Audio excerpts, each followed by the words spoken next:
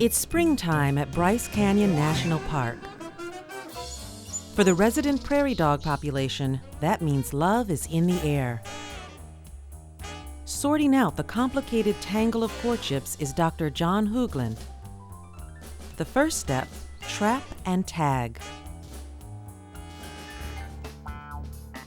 It won't be easy. There are about 200 prairie dogs out there, many of them on to John's tricks. She always comes here. In spring, the males emerge first, and the team has to mark all of them in 2 weeks.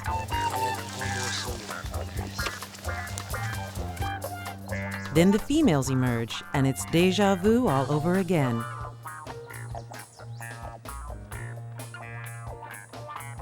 These slippery characters have an underground maze of escape hatches that will make your head spin.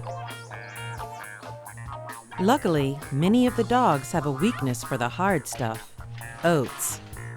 They can't resist them. A handful of oats in front of them, and they're goners. Let's go, sweethearts. They've got to move quickly. Once the females emerge, the males are all aquiver with anticipation, waiting for the magic moment when the ladies go into heat. When that happens, every fellow in Dogtown will have one thing on his mind, and one thing only.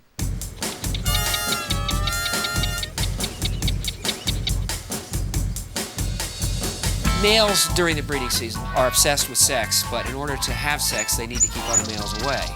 And so they defend these small territories, and they frequently will have territorial disputes. And these disputes will involve staring and jockeying for position and backing up and going forward.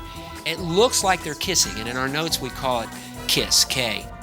Now sometimes the males will have a chase or fight, and sometimes they'll just both jump up in the air. And sometimes they actually grapple in midair, but sometimes they just sort of both jump up and kind of kick off each other. And I suspect if I could interpret their language, they're saying some very nasty things. Dames, the things dogs do for them. And in this town, the females are in the mood maybe one day a year, sometimes for just 4 or 5 hours. Not much time for romance.